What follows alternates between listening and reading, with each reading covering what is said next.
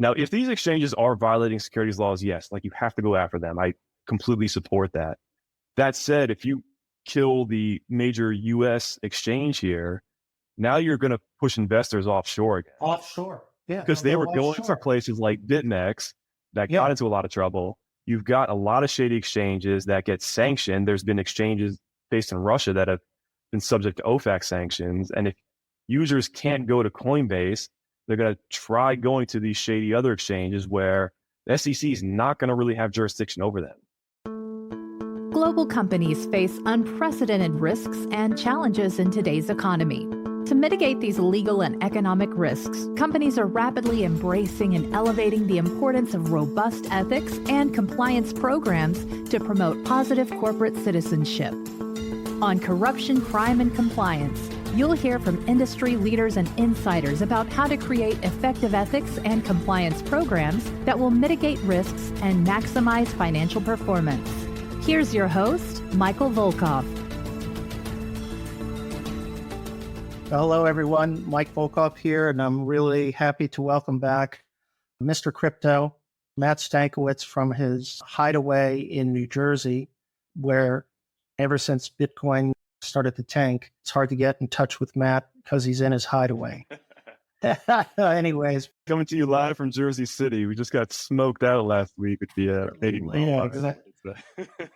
First, and we're back to the hazy Jersey normal atmosphere. Yeah. Well, we brought Matt back to talk about, obviously, the two big headlines, Binance and Coinbase, really demonstrating what we've said for a long time. The SEC is an aggressive enforcement agency, and particularly under this administration, just like the Justice Department.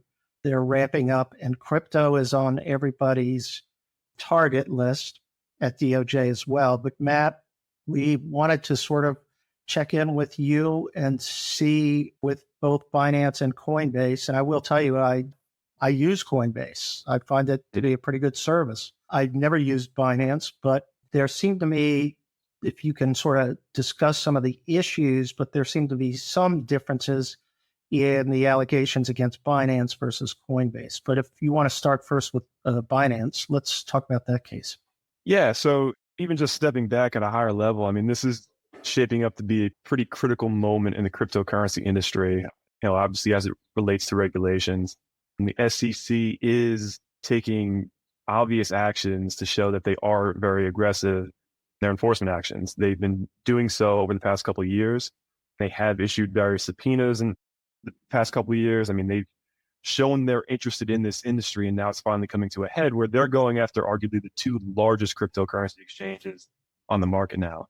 I think by most metrics, these are 1 and 2. Binance specifically has been the largest for several years now. Included in the complaint, they highlight a few pretty wild details about them. Just the background, trading volume on the Binance exchange in 2021 equaled $9 trillion worth.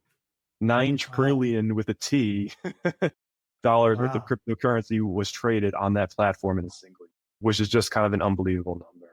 But yeah, Binance is now in a bit of trouble, and the allegations were pretty shocking because they're not just against the company, but the SEC has brought suit against its CEO as well, Changpeng Zhao, commonly known as CZ. He's very active on Twitter. He's a personality in the crypto space, and he's affectionately referred to as CZ because his name is difficult to pronounce. So it would be helpful just sort of outline the legal issue of the SEC's jurisdiction, and then we'll get to some of the more incendiary allegations against Binance that extend beyond the legal issue and get into fraud and books and records and types of things. But go ahead. Yeah, so the SEC named a few different entities in this case. So like I mentioned, they went after the CEO, CZ, and included Binance Holdings, which is the parent company operating out of the Cayman Islands. Then also including BAM Trading Services and BAM Management US Holdings. And those are really the US affiliates of Binance. They operate under a different domain, binance.us. They were supposed to be restricted to only US customers, which I believe they are. And what I understand is that they were operating under only a licensing agreement with the parent company. So the parent company was providing them the technology to operate on the trading platform. And obviously it's IP, they get to use the name and the logo and the Binance brand. Turns out that it was a little more than just a licensing agreement, and the SEC is alleging that Binance, the parent company, was controlling virtually everything around the U.S. operations, and the U.S. individuals, their executives, had virtually no control. The jurisdiction is pretty obvious for the U.S. entities. They're based in the U.S., they're serving U.S. customers, so SEC had clear jurisdiction over them. In order to establish jurisdiction against the parent company, again, operating in Caymans, the allegations is that they were serving U.S. customers and knowingly doing so. And that'll bring you within U.S. jurisdiction easily. That is a pretty open secret in the crypto industry. A lot of U.S. users use offshore exchanges, and those exchanges know that the U.S. users are using it, but don't really do anything to stop it. You guys may remember the next issue, which occurred, a couple of years ago. They got into big trouble and paid large fines because they were serving U.S. customers, knowingly doing so and turning a blind eye towards it. We all use VPNs to access these exchanges, and I don't do it anymore. I may have tried it in the past. I will neither confirm nor deny. It is not difficult to circumvent those controls. Binance, interestingly, has withdrawal limits, and most of them do, about how much you can withdraw per day. Binance, before going through the KYC process, which would obviously, you need US credentials to get through that. Binance always had the largest withdrawal cap. You could withdraw up to 2 Bitcoin per day.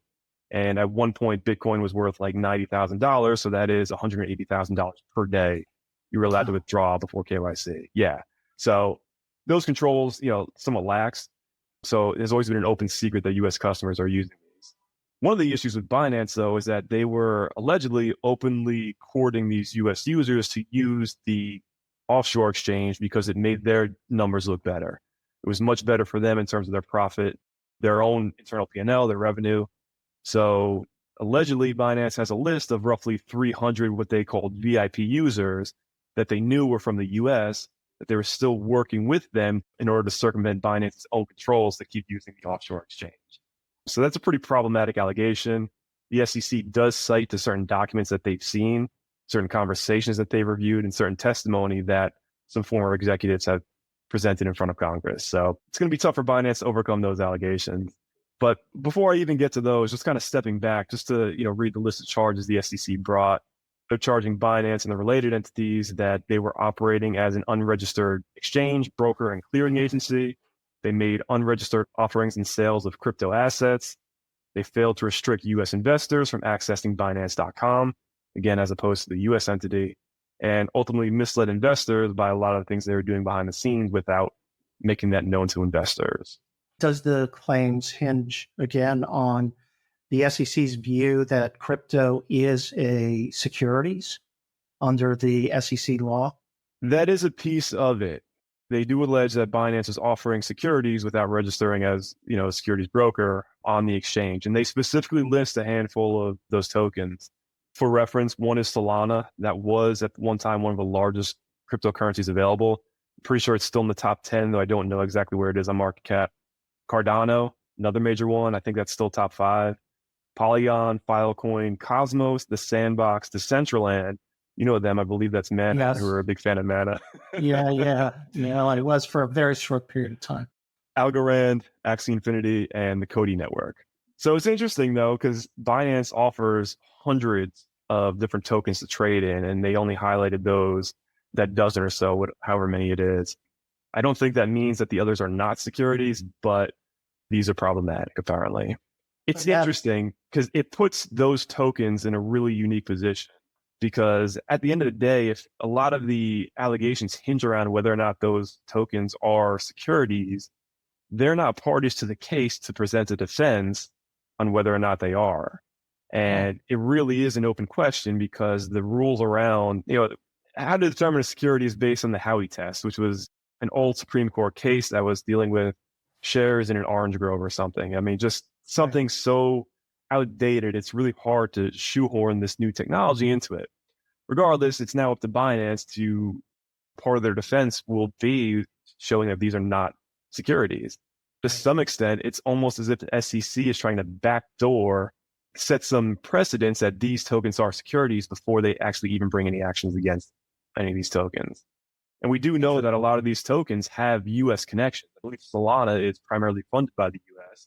Solana Foundation may be based in the U.S., but if it's not, at the very least, I think several of their executives are U.S. based. So it's going to be a testy issue for a lot of those tokens.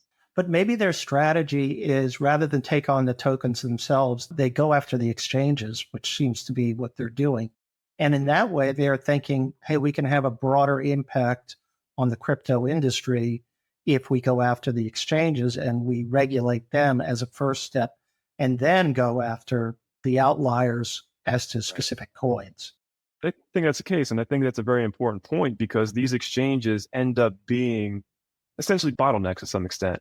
They are the on-roads to transfer fiat currency, my US dollars, into cryptocurrency, right? Whether it's Bitcoin, Ethereum. I mean, there are only a handful of ways to do that. And Coinbase and Binance are two of the largest ones. So if you kneecap that access, you really stymie the access to the cryptocurrency industry in general. Yeah, that's what I think is their strategy. And it makes sense from a litigation standpoint. Use your resources to go after the biggest thing that you can. One thing I read about the case, which I thought was really interesting, is that the government apparently got the cooperation of prior CEOs to Binance to help build the case.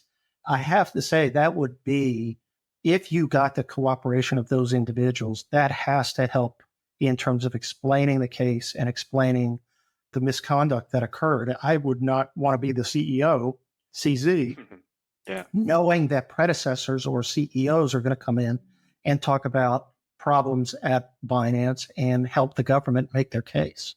Yeah, I think some of those comments were actually made in a prior congressional hearing, specifically the ones made by Brian Brooks. Before he was the CEO of Binance US, he was actually the US comptroller of the currency. So he has a regulator background. I mean, it was really a big deal when he was hired because everyone thought like, oh, Binance is coming into the mainstream. They're bringing on a regulator. Surely he can work with the other regulators to help facilitate crypto to the mainstream. Turned out not to be the case because he was only there for 3 months before resigning, which was surprising. But we now find out it's because he had virtually no control of the company. I can tell you one of the quotes that the government is relying on is that Brooks testified, what became clear to me at a certain point was CZ was the CEO of BAM Trading, not me. So even though he was in that role, he was not making any of the decisions. And he said, anytime I tried to do anything to rework Binance US to bring it into better compliance with US regulations, I was overruled on everything I did. And he said, another quote, at some point, I realized I'm not actually the one running this company. And that's when he decided to leave. Yeah, that's pretty damning. And also, whenever you see somebody leave a company that quickly, there's something. Prior CEO, before Mr. Brooks, Catherine Coley told Binance's CFO that her entire team feels like it had been duped into being a puppet. Wow. So, I don't even want to know. One other funny note that was highlighted in the complaint as well, SEC is relying on a quote that they found in an internal chat log between Binance's chief compliance officer and another compliance officer that the chief compliance officer said, "We are operating as an effing unlicensed securities exchange in the USA, bro." Quote. Oh my God. Basically a confession. This is a perfect reminder for everyone listening, whether you're into crypto or not, if you are working internally with your email or you're in corporate chat, that can all be discoverable in future litigation, and you need to be careful what you say. Oh my God. Well, we see it all the time. Wow, that's terrible. The person already came out and said that this was a joke to not take it seriously, but obviously it's going to be an essential part of this complaint. So there you go. Yeah. Matt, do you think they'll go to trial? Do you think they'll settle? What's the industry's scuttlebutt on it? I think they're going to fight it. I think crypto in general has been preparing for a fight, and I think this is going to be one of the battlegrounds. Already seen that in the Ripple case. The Ripple case is still ongoing, and it does seem like the SEC is to some extent losing that. Lost on a few key motions recently, and I don't think Binance is going to go down quietly. There's too much money in the U.S. for Binance to quit the U.S., and I think that would have to be a condition and some factor of any settlement agreement with the SEC. So I think they're going to be forced to fight it. as I've explained by the trading volume, they've got deep pockets, so I don't think they're afraid of a protracted legal battle either. And if I recall, I think they just added a former SEC director to their legal staff. So that sounds like they're gearing up for it, but they're going to have a tough fight. These allegations about the securities are one thing. I mean, that is one side of things, but they're alleging some bad behavior by Binance. Knowingly serving U.S. customers is a problem, especially when it's, again, knowingly and on purpose. The SEC has evidence of this quote unquote Tai Chi plan that became public a few years back, where Binance was basically trying to figure out ways to serve U.S. customers, but obfuscate it, really kind of hide the tracks in doing so. And they had this whole plan laid out. It was reported in Forbes by a journalist, and now the SEC got a hold of it, and they're basing a lot of that on that. The other issues here is that there was a lot of self-dealing. So Binance, or CZ specifically, maintained two separate companies called Sigma Chain and Merit Peak. And how those operated, what they did, is still kind of a question, but the SEC is alleging that at least one of those companies, maybe both, were conducting wash trades in order to artificially boost the trading volume on the platform, basically to make the platform look like it was doing better than it actually was. And to some extent, that could have an impact on prices as well. If you're constantly wash trading Bitcoin, for example, you can raise the price. It's obviously problematic for investors and users of the exchange. To some extent, it's reminiscent of the issues with FTX and their trading arm, Alameda Research. It does sound like it could be pretty similar. So if any of that is true, Binance is going to be in a lot of trouble, and that'll be really difficult to overcome. But we don't see a criminal case. There's the right against Binance. And do you think DOJ could come in with a case after? I think they could. I think it's somewhat unlikely now at this point. Typically we see those cases come together. What we've seen, at least in our practice in dealing with the SEC and especially with crypto cases, is that lately the SEC is bringing these complaints without the DOJ following with criminal cases, which is somewhat surprising. It does suggest maybe the evidence of criminal activity is not as strong as the SEC is alleging. I don't know one way or another, but it is odd that if there are criminal activities such as what we just explained, for the DOJ to not step in, it'd be surprising. So I will say this case was just filed, June 5th, the day after the SEC filed for a motion to freeze the assets of Binance. And I believe the judge has already rejected that. At the very least, she's not convinced, because she asked the SEC, hey, do you have any evidence that Binance is trying to move funds offshore? And the SEC said, no, we have no evidence of that. So I don't believe the assets are going to be frozen at this point, which is obviously a big win for Binance. Well, let's go to what I think is a little bit more straightforward of a case, and an exchange that I happen to use myself, and I think it's well run, and that's Coinbase. But nonetheless, here's Coinbase. This got a lot of publicity. Last week was sort of the first launch in a major invasion of crypto. Right. So tell us about the Coinbase case. How's it different than Binance, and where do you see that going? Yeah, so you're right about Coinbase. This is arguably the exchange that is most well connected with crypto, especially in the United States. And it's like, look, like if Boomer Mike Volkov can... yeah, even I can figure it. Right. Mr. Techno.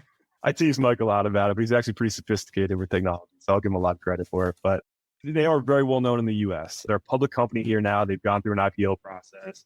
They advertise all over. They've been on a marketing blitz. If you've been watching the NBA Finals, you'll probably see their logo on the court sometimes. You'll certainly see it on the scroller bar on the sidelines. And you may even remember them from their Super Bowl commercial a few years back. I believe that was 2021, where they had multiple airing during the Super Bowl. So they are very well known, but yeah, they got hit too. And this was not a surprise. Coinbase did reveal that they received a Wells notice at some point last year. And that is the SEC basically telling a company that, hey, like, we've been conducting an investigation, and at this point, we're likely to file charges against you. And lo and behold, they did. But let me ask you, you raised one issue with me. We discussed this before, and I think it's a really fascinating issue, which is Coinbase had an IPO. Right. Okay. And if I put out an IPO and I'm going to engage in quote unquote illegal activities, how did my IPO go through scrutiny at the SEC and them not stop it and say, wait a minute, you're planning to set up this exchange for unregistered security. Yeah, it's a really sticky issue for the SEC. And to be fair, they addressed it in the complaint, but yes, Coinbase went through an IPO process. And to do so, it's a pretty rigorous process with the SEC requiring disclosures and a whole bunch of things. The SEC is alleging that the illegal conduct, the securities violations, stem back to 2019, a few years before they IPO'd. So Okay. at the very least, in the midst of their work with SEC on the IPO, if not even beforehand. So it is odd that the SEC would approve a company for an IPO when they're violating securities law. I get going back in time, but did you think that the SEC had a good explanation in their complaint? The SEC says that by approving these IPOs, they make no assurances on the underlying business. So they say the two things are separate and distinct, which legally, yes, that's probably true. And I do believe in any statements that the SEC releases or any approvals, there is always that caveat that, small print somewhere in those documents. That said, it is a very poor look in the court of public opinion for the SEC to stand on the ground as saying, we are here to protect investors, but they're not stopping this before investors have a chance to throw all their money in that IPO. It is just a really poor look for the SEC. Does it impact them in the case? I think they'll certainly be questioned about it. I certainly think the judge is going to say, hey, guys, what the heck? I think as a defense, I think it gives Coinbase a good story to tell, which is, hey, we tried to do everything by the book. I don't know how much they talked to, there were negotiations before the IPO. Yeah, I have that answer for you. Okay. There you go. In response to the Wells notice, Coinbase noted that over the period of 9 months prior to receiving that notice, they met with the SEC 30 times in an attempt to register as securities broker exchange, and they were rebuffed at every attempt. We don't know what happened in those discussions, but Coinbase, by far, in my mind, and this is just my personal opinion, this has nothing to do with anything legal, whatever, by far, I do believe they're the most compliant exchange. I do think they try very hard to have great KYC, sanctions and AML protection, and all these things to make sure that they are complying with the laws to the letter. And they tried to comply with these securities regulations, and they were just rebuffed every time they attempted to do so. I think the SEC is going to have a hard time in this case. And I also would say, just following the SEC's typical pattern, the closer they get to trial, the more likely they are to settle. And usually, sometimes, depending on the case, to the benefit of the defendants. And I think in this case, given the fact that Coinbase has already tried to resolve this issue, I think they'll come back in and try again. But at some point, somebody's got to wake up to the realities here that this is not a great looking case. This is, to me, is much different than Binance. And I get it. It's a legal issue. They want to join the issue and they want to get the two biggest exchanges in court on this. But I just think that the realities will hit eventually. Coinbase is operating big time, in the United States. And the fact is they tried to cooperate. And if they're willing to say we will be in a registered securities exchange, then that to me is a big deal. I agree. And you have to also think about the implications of what happens here. First of all, I think Coinbase also continues to fight. I think they're going to really put up a strong defense. And I think they see this as a way to get better guidance on the securities law because they tried to work with the SEC, got none of that. Arguably, there is now an independent a judge. The judge now gets to determine this. And I think Coinbase thinks they'll have a better chance of convincing them, the judge, to do something or set some standards than they have had any luck with the SEC. Second point, which I think is big, is again, what does the SEC think is going to happen after this? Now, if these exchanges are violating securities laws, yes, you have to go after them. I completely support that. That said, if you kill the major U.S. exchange here, now you're going to push investors offshore again. Offshore. Yeah. Because they were going for places like BitMEX that got into a lot of trouble. You've got a lot of shady exchanges that get sanctioned. There's been exchanges based in Russia that have been subject to OFAC sanctions. And if users can't go to Coinbase, they're going to try going to these shady other exchanges where the SEC is not going to really have jurisdiction over them. Theoretically, they would if they're serving U.S. customers, but how are you going to get these exchanges operating out of Russia, operating out of Eastern Europe, operating out of China? It's just not feasible to recover any assets from them. So it's a tough spot. And I'm wondering, I mean, if it really gets bad in that respect, in other words, that what comes out of this is all these exchanges have to shut down and people are going to then go to offshore links or whatever offshore exchanges. I would even try to get Congress to do something and resolve. And that's where we're at.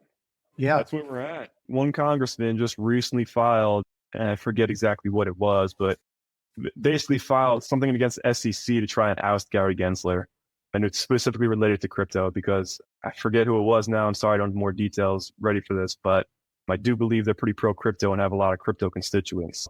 Congress get involved now. Yeah, that's for sure. Or resolve the law, amend the law, and say in the definition of a securities, say put in a meaningful regulatory requirements that everybody can live with. One issue with the legislation, though, is I think a lot of our congressmen don't quite understand crypto. Well, that goes with that. There's an age issue. Well, from my days on Capitol Hill, trust me, they have no clue. Okay. But if you have good staff who understand the issue, and I'm sure you do have people who are dedicated to it, then you want them at the table. And the only problem is, where do you get expertise within the government? The SEC comes up there and they're just going to push their position. But we'll see. Anyways, Matt, good to talk to you. Good to catch up. We'll get back as this develops. And I think it'll be interesting to see when the judges start to dig into these cases, what kind of results we see in terms of preliminary motions and everything. You know, it'll take a while and we'll keep track of this. So if somebody wants to reach you, Matt, your email address in case they want to reach you. Yeah, my email address is mstankiewicz. I know it's tough to spell, but it's mstankiewicz@volkovlaw.com. You'll see my name on the website. And we do have a contact form on volkovlaw.com. And if you fill in there, it'll come to us and we're happy to answer any questions. My blog posts are on our blog.volkovlaw.com as well. Please check it out. It's got more information. Please let me know if you got any questions. All right. Thanks, Matt. Appreciate it. We'll see you next time on the next crypto development. Thanks again. Thank you. If you enjoyed this episode, the best way to support the show is by subscribing on your favorite listening platform. To learn more and connect with Michael Volkov, go to volkovlaw.com.